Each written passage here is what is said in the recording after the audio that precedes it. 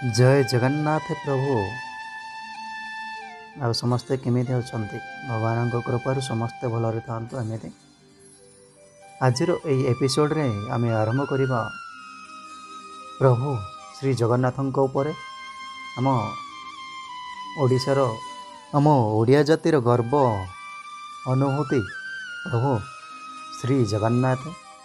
आज तांकरी उपरे जानिबा प्रभु जगन्नाथ ओडिशावासी कौन करिचंती आ तांकर भक्ति रे केते अनुप्राणित लोक माने आम ओडिशावासी नुह विभिन्न कोणरू अनुकोणरू प्रभु जगन्नाथ को जानिचंती। तांको दर्शन पाई शह शह करोड़ करोड़ लोक छुट्टी आसंती प्रभुंकर महिमा टिके पाइबा पाई। तो चलतु बहुत डेरी न करी एही धारावाहिकटी आरंभ करिबा।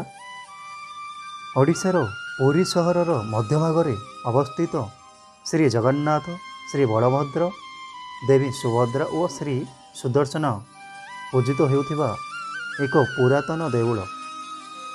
ओडिशार संस्कृति एवं जीवनशैली उपर एही मंदिरर सविशेष स्थान रहिछि। कलिंग स्थापत्य कलारे निर्मित होई देउळ विश्वर पूर्व दक्षिण अग्निकोण भारत और भारतर अग्निकोण ओडिशा, ओडिशार अग्निकोण अवस्थित पुरी और पुरीर अग्निकोण श्रीवत्स खंडशाल रीति निर्मित बड़देउल एवं बड़देउलर अग्निकोण रसशाल जेउठारे मंदिर निर्माण कालरू अग्नि प्रचलित होता है। यह मद अतिथि थिले हैं एठारे कूओ खोलिले लुणी पानी न झरी मधुर छल बाहरी थाए। 1975 मसीह श्रीमंदिर को जातीय कीर्ति रूपे घोषणा कर द्वादश शताब्दी गंगवंशर राजा अनंग वर्मा चढ़गंग देव वर्तमान बड़दाण्ड पतन ठारू 214 फुट 8 इंच उच्चता विशिष्ट श्रीमंदिर कार्य आरंभ करथिले वो अनंग भीमदेव एही कार्य को संपन्न करी श्री विग्रह मानक अधिष्ठित कराइथिले। यह 10 एकर आयतन विशिष्ट जमी उपरे अवस्थित। 1452 ख्रीष्टाब्द गजपति कपिलेन्द्र देव श्री मंदिर चतुर्पार्श्व मेघनाद पाचेरीर निर्माण कराइथिले। यार दैर्घ्य 665 फुट एवं प्रस्थ 640 फुट, उच्चता 22 फुट और स्थाने स्थाने 20 ରୁ 24 फुट उच्चता मध्य रही देखा जाइछि। मेघनाद पाचेरीर पूर्व कूर्म बेढ़ार दैर्घ्य 420 फुट 385 फुट प्रस्थ एवं 20 फुट उच्चतार निर्मित होइछि। एही श्रीमंदिरर शोभा नीलचक्र वृद्धि करुछि। एहा उपरे पतित पावन बाना फरफर होई उड़ी अगणित भक्त पापी तपी को निज पाखक टाणी टाणी अभय देउछि एवं शरणपंजर नाम को सार्थक करुछि। उक्त पवन श्रेणीर उभय पार्श्वर दुईटी सिंह मूर्ति विद्यमान, तेणु यह एक सिंहद्वार कहुपे। द्वार प्रवेश पथर पूर्वमागरे माजणा मंडप ओ पश्चिम दक्षिण घर अवस्थित। प्रभु जगन्नाथ प्रवेश पथर अन्यति दूरर दक्षिण रे मुक्तिमंडप जो स्थान कि झुलन यात्रा अनुष्ठित होता है। मंदिरर तीन पार्श्व कार्तिक पार्वती और गणेशंक परिवर्ते निर्मुंडमालिनी खंडाधारिणी सिद्ध भैरवी मूर्तिमान रही। किंबदंती मते भानुदेव नाम जड़े निसंतान राजा जम्बेदार को आराधना करे सुंदर पुत्र संतानटीए लाभ कले। जातक तैयारी कला बेले राजा जानिले तांको पुत्रर आयुष केवल 22 वर्ष। पुत्रर अल्पायु बाबद अवगत होई राजा भानुदेव पुनश्च जम्बेदार को आराधना कले। जम्बेधर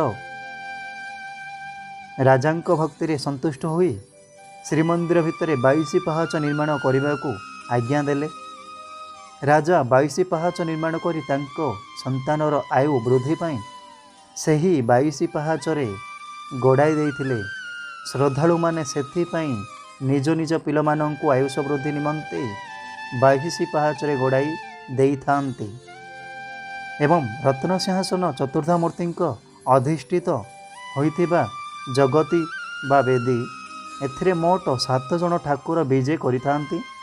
ପ୍ରଥମଟି ହେଉଛି ଜଗନ୍ନାଥ ମହାପ୍ରଭୁ, ପ୍ରଭୁ ବଳଭଦ୍ର, ମା ସୁଭଦ୍ରା, ପ୍ରଭୁ ସୁଦର୍ଶନ, ମାଧବ ଦାରୁମୂର୍ତ୍ତି, ମଦନମୋହନ, ଶ୍ରୀଦେବୀ ଏବଂ ଭୂଦେବୀ। ଶ୍ରୀମନ୍ଦିର ଗର୍ଭଗୃହର ଆକାର ଉଭୟ ଲମ୍ବ ଓ ପ୍ରସ୍ତରେ 30 ଫୁଟ ଲେଖାଏଁ ଏବଂ ଉଚ୍ଚତା 48 ଫୁଟ। ଗର୍ଭଗୃହର ପ୍ରତିଷ୍ଠିତ ରତ୍ନସିଂହାସନ ଉପରେ କାଶୁ ନିର୍ମିତ କନକ ମୁଣ୍ଡି ରହିଛି। ଜଗନ୍ମୋହନର ଉଚ୍ଚତା 100 ଫୁଟ। କନକ ମୁଣ୍ଡିର ତଳେ ଏକ ବିରାଟ ଚାନ୍ଦୁଆ ଆବରଣ ରହିଛି। ଏହି ରତ୍ନ ବେଦୀ ଉପରେ 3ଟି କଳା ମୁଗୁନି ପତ୍ରର ଚକା ରହିଛି, ଯାହା ଉପରେ ଚତୁର୍ଦ୍ଧା ଦାରୁମୂର୍ତ୍ତି ଶ୍ରୀ ଜଗନ୍ନାଥ, ଶ୍ରୀ ବଳଭଦ୍ର, ମା ସୁଭଦ୍ରା ଏବଂ ଶ୍ରୀ ସୁଦର୍ଶନ ଅଧିଷ୍ଠିତ ହୋଇଛନ୍ତି। ଚତୁର୍ଦ୍ଧା ଦାରୁମୂର୍ତ୍ତିଙ୍କ ସହ ନୀଳମାଧବ ଏବଂ ଶ୍ରୀ ଦେବୀ ଲକ୍ଷ୍ମୀଙ୍କ ସୁବର୍ଣ୍ଣ ମୂର୍ତ୍ତି ଓ ଭୂଦେବୀ ସରସ୍ୱତୀଙ୍କ ରୂପା ମୂର୍ତ୍ତି ମଧ୍ୟ ରତ୍ନସିଂହାସନ। ଶ୍ରୀମନ୍ଦିର ଭିତରକୁ ଯିବା ପାଇଁ ମେଘନାଦ ପାଚେରୀରେ ଚାରିଦିଗରେ 4ଗୋଟି ଦ୍ୱାର ଅଛି ଓ ତନ୍ମଧ୍ୟରୁ ପୂର୍ବ ଦିଗରେ ଥିବା ଦ୍ୱାରଟି ମୁଖ୍ୟ। ଏହାକୁ ସିଂହଦ୍ୱାର କୁହାଯାଏ। ଏହାକୁ ଧର୍ମ ବା ମୋକ୍ଷ ଦ୍ୱାର ବୋଲି ମଧ୍ୟ କୁହାଯାଏ। ପ୍ରଭୁ ହନୁମାନ ହେଉଛନ୍ତି ଏହାର ଦ୍ୱାରପାଳ ଅଟନ୍ତି।